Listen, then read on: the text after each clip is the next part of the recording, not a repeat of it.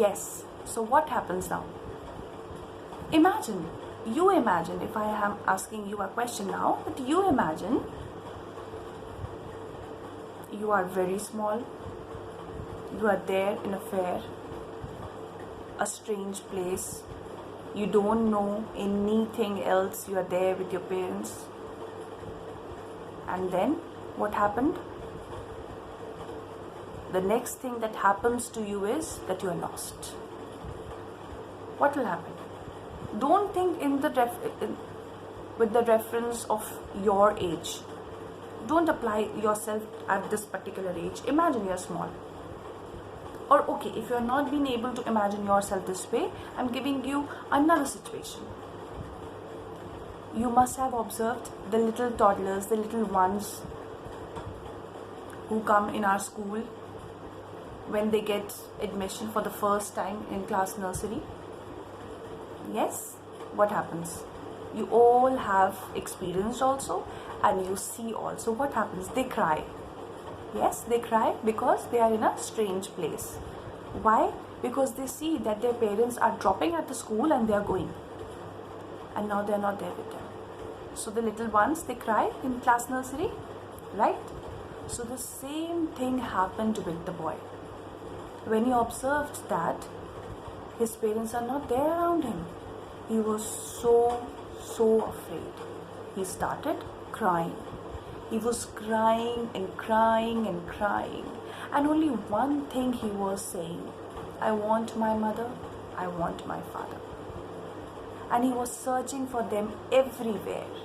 It was a huge crowdy fair.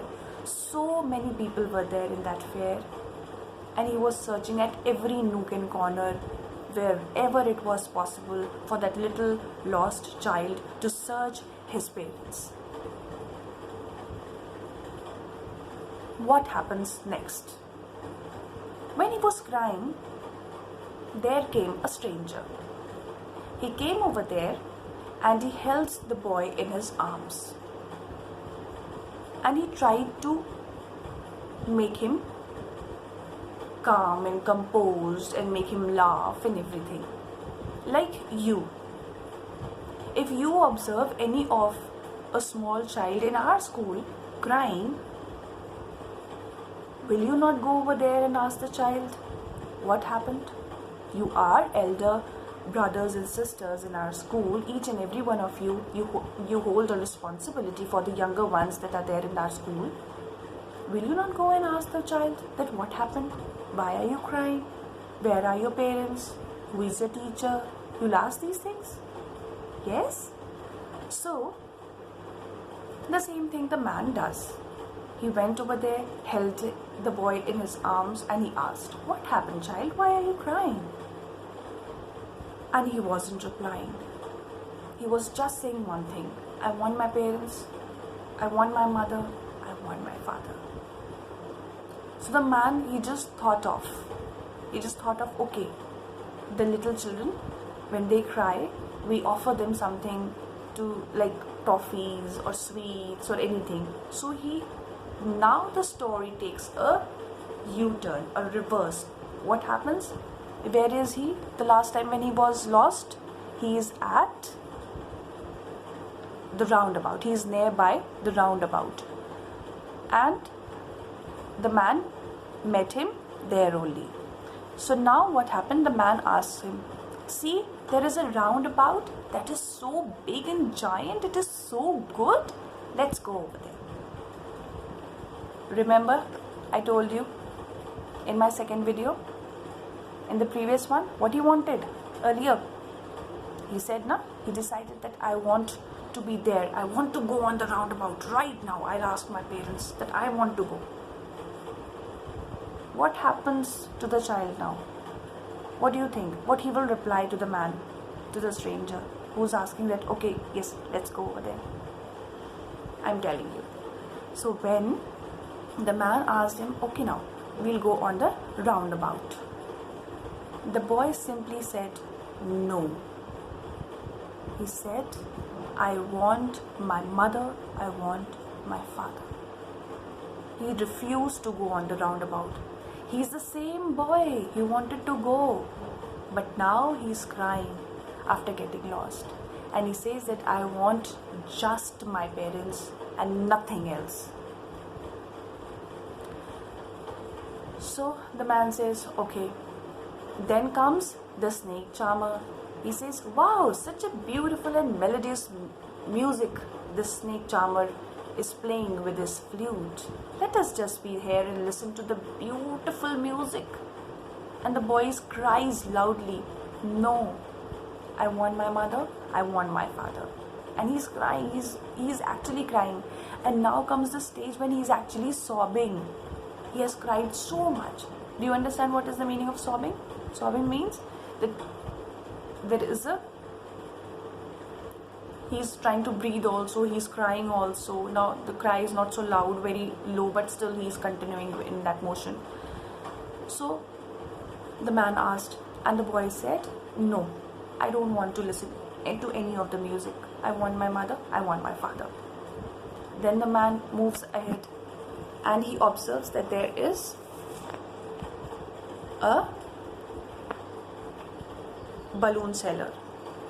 So he says, see, such beautiful bright colored balloons this man is having. Let's purchase one balloon. So the boy says, no, I don't want a balloon. I don't want a balloon. I want my mother. I want my father. Then what happens? Again, that man moves ahead. And when he moves ahead, he finds what he finds. What I told you. If you remember, I'm moving in the same order, but now we are coming in a reverse order. What is the next? Next is the flower seller. The one who was selling the garland of Gulmohar. So the man says, okay, now we'll purchase one garland for ourselves and we'll wear it. They are so beautiful, such fresh smells coming from the flowers. And the boy says, no, I don't want anything. I want my mother, I want my father. And he was crying so much. Then comes the last thing. And the last thing is the sweet shop, the sweet meat seller. Those beautiful sweets covered with silver skin and golden leaf on it. And he says, let's have some barfi. Coincidentally, the man said, the man wasn't aware of it that the boy's favorite sweet was the barfis. But he just said it that way. He said, okay, let's have barfi because children are mostly fond of barfis. So the boy said, no, I don't want any barfi. I want my mother, I want my father. And the boy kept on crying and crying and crying and crying. He just wanted his parents and nothing else. Nothing else. And the story gets over. I know, you must be thinking, the end of the story? Did he find his parents or not? Yes, children. This is not clear in the story. The story ends very abruptly, very sudden. We don't know whether he found his parents or not. But yes, one thing is definite that we learned from this story. What we learn? We learn that we don't value people when they are there with us. Often it happens that we say so many things to our parents. We say so many things. Remember, you also say. When your mother says, do the homework, do the things like this. I'm telling you now, follow it this way. What do you say? Mama, you don't know anything. I know everything. Please keep quiet. Yes, you say so. Every one of us, some or the other time, we have said something or the other to our parents. But children, remember to value them. Learn to value your parents. They are very precious. The relationships in our lives are very precious. One should always respect them. Because if the time passes by, then what is left with us? Repentance. We will only repent. We'll regret. We'll feel sorry. We feel sad. that why didn't we value them when they were there with us. So this is what we learn from the story. As the lost child in the story, what happened? He always wanted some or the other thing, and he always knew that his parent, the father is very rude. He is not going to give anything.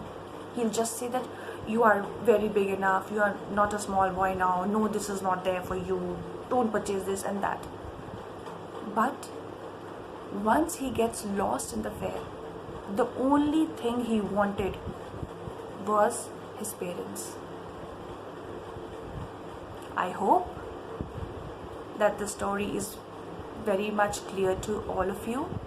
You have enjoyed the story, and yes, you learned something out of the story. Stay happy, stay blessed. Thank you.